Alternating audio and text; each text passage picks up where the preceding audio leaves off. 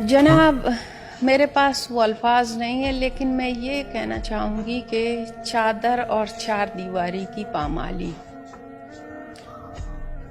جناب فارسی میں کہتے ہیں اچ مشکلی نیست کہ آسان نشود، مردارا باید ہراسان نشود۔ جناب میرا خیال میں سب سمجھ گئے ہوں گے کہ کوئی اس طرح کا مشکل ہے نہیں جس کی آسانی نہ ہو، کوئی اس طرح کا مسائل ہے نہیں جن کا حل نہ ہو، لیکن جناب حل اونچا بولیں گے، کوئی مشکل ایسی نہیں ہے جس کی آسانی نہ ہو، کوئی مسائل ایسے نہیں ہیں جن کا حل نہ ہو۔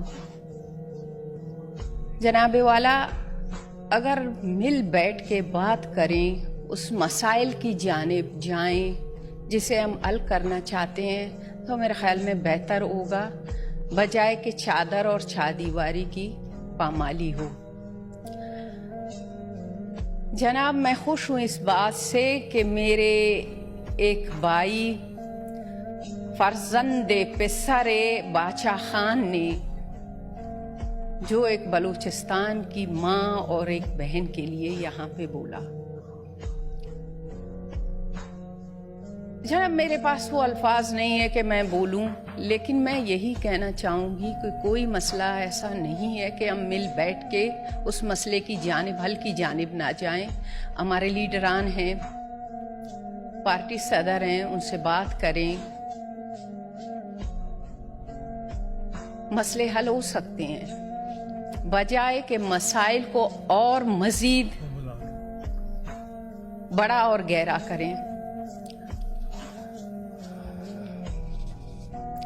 جناب والا شکریہ۔ جی نہیں، دیکھیں بات ان کے ساتھ ہو رہی ہے، آپ تشریف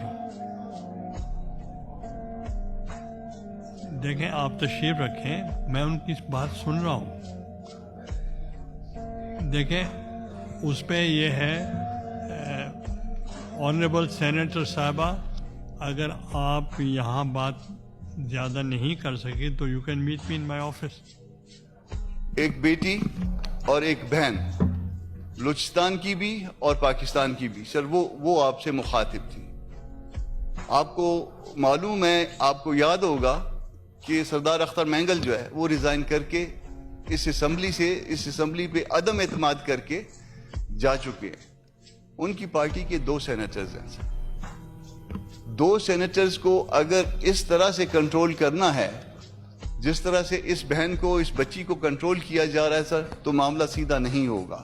اس کا نتیجہ کیا نکلے گا؟ ممکن ہے کہ اس کا بہن کا ووٹ آپ لے لیں، ممکن ہے کہ اس کو ووٹ آپ کو کاسٹ کروا لیں آپ اپنے حق میں، مگر نتیجہ کیا نکلے گا؟ میرا صوبہ جو ہے وہ پہلے سے جل رہا ہے سر۔ آپ کے آنے سے پہلے میں نے دکھی والے معاملے کو جو ہے وہ پوائنٹ آؤٹ کیا، میرا صوبہ پہلے وہاں آگ لگی ہوئی ہے۔ یہ جس دن یہ بہن جو ہے، میں اس سے بات کر رہا تھا سر، اس کی آنکھوں میں آنسو تھے، تقریباً رونے والی تھی، اور اگر میں اس کے ساتھ شاید 2 منٹ اور کھڑا ہوتا تو میرے اپنے آنکھوں سے آنسو گر جاتے۔ تو خدا کے واسطے اگر پاکستان کو آپ لوگوں نے چلانا ہے تو خدا کے واسطے اس کو جو ہے نا اس طرح سے ووٹ نہ لیں۔ ہم سارے آپ کو ووٹ دینے کے لیے تیار ہیں، مگر اس طرح سے ووٹ نہیں دیں گے، اس طریقے سے ووٹ نہیں دیں گے۔ ہم ووٹ کریں گے، ہم عقل کی بنیاد پہ ووٹ کریں گے، ہم دلیل کی بنیاد پہ ووٹ کریں گے، ہم آپ سے دوستی کی بنیاد پہ ووٹ کریں گے، مگر اس طرح سے ہم آپ کو ووٹ نہیں کریں گے۔ اس کے پارٹی کے لیڈر کو آنے دیجئے، اس کے پارٹی کے لیڈر کو اعتماد میں لیجئے سر۔ صرف اس بہن اور بچی کے ساتھ نہیں ہو رہا، اس کی پارٹی کا دوسرے قاسم صاحب ہے، اس کے ساتھ بھی ہو رہا ہے۔ میرے پارٹی کے لوگ ہیں، میں نام نہیں لیتا اس وقت آپ کے پاس، مگر میری پارٹی کے لوگوں کو بھی جو ہے نا اسی طرح سے جو ہے نا وہ کہا بھی جا رہا ہے، دھمکایا بھی جا رہا ہے، اور گالیاں بھی دی جا رہی ہیں۔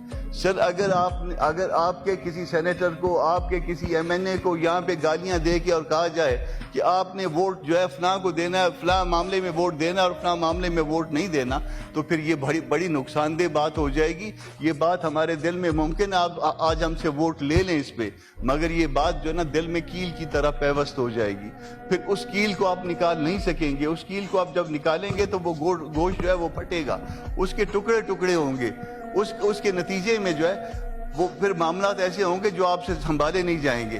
آپ ایک ایسی بہن کو جس کے بچے کو جو ہے وہ لے جایا گیا یا چھپایا گیا سر, آپ کو پتا ہے کہ اس صوبے میں, صوبہ بلوچستان میں 3-4 ہزار بچیاں, 3-4 ہزار بیٹیاں مسنگ ہے, اور وہ اس حوالے سے جب ہم مزید پروب کرتے ہیں تو پتہ چلتا ہے کہ وہ خودکش بننے چاہ رہی ہیں. کیا آپ اس بہن اور بچی کو بھی خودکش بنانا چاہ رہے ہو؟ کیا آپ اس ایوان میں موجود لوگوں کو بھی خودکش بنانا چاہ رہے ہو؟ سر اس کو بیٹھیے, اس کو ڈیبیٹ کریے, عقل کی بنیاد پہ. اگر آپ کی باتیں ٹھیک تھی ہم آنکھیں بند کر کے اس کے اوپر ووٹ کریں گے. نہ اس میں کسی کو لالچ دینے کی ضرورت آئے گی, نہ کسی کو خوف دینے کی ضرورت آئے گی. پیپلز پارٹی کے ساتھ ہم بیٹھے ہیں عقل کی بات پہ, ہم نے ان کی دلیل کی بات پہ, جہاں ان کی بات ٹھیک تھی ہم نے 2 منٹ میں ٹھک ٹھک کر کے اس کو جو ہے نا ایگری کیا کہ آپ ٹھیک کہتے ہیں, آپ کی شیری بیٹھی تھی. اور اگر ہماری بات ٹھیک تھی انہوں نے بھی کوئی اعتراض نہیں کیا.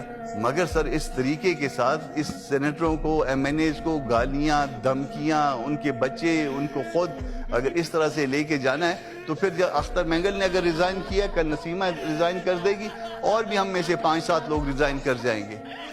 ممکن ہے کہ ان 5-7 لوگوں میں خود بھی ہوں سر. پھر اس ہاؤس میں بیٹھنے کا پھر کوئی وجہ موجود نہیں ہوگی. اگر اس ہاؤس میں بیٹھ کے اس طرح سے بے عزتی کروانی ہے, اس طرح سے اپنے آپ کو خراب کرنا ہے, تو پھر اس ہاؤس سے باہر ہی ہم بھلے ہیں. اگر دستور کو اس طرح سے بنانا ہے, دستور پہ اس طرح سے ووٹ لینا ہے, دستوری امینڈمنٹس پہ اس طرح سے ووٹ لینا ہے سر, پھر اس کے بعد جو ہے نا اس دستور کا کوئی جو ہے نا وہ نہیں رہے گا. ہم تو اس دستور کو آنکھوں سے لگا کے رکھتے ہیں. ہم تو اس کو 30 نمبر پہ جو ہے نا کتاب سمجھتے ہیں, پہلے قرآن کو, پھر حدیث کو, اور اس کے بعد اپنے دستور کو. کیا اس میں آپ اس طرح کی اڈلٹریشن کر رہے ہیں کہ کسی کے بچے کو اٹھا کے لے جائیں؟ کیا آپ اس طرح کی اڈلٹریشن اس کے لیے کی جا رہی ہے کہ کسی کو خود بٹھا لو؟ کیا اس طرح کی اڈلٹریشن کی جا رہی ہے کہ کسی کو ماں بہن کی گالیاں دو کہ تم نے ووٹ نہ دیا تو تمہارا یہ ہو جائے گا؟ تو سر خدا کے واسطے سر ہم آپ کے سامنے بلوچستان کے لوگ ہاتھ جوڑتے ہیں کہ اس ملک کو قائم رکھیے, اس کو چلائیے, اس کو پیار سے, محبت سے چلائیے. اس بہن کو جو ہے نا اس سے آرام سے ووٹ لیا جا سکتا ہے, مگر اس طریقے سے یہ ووٹ نہیں دے گی, اس طریقے سے دوسرے بھی ووٹ نہیں دیں گے. کوئی ایک شخص بھی آپ کو ووٹ نہیں دے گا.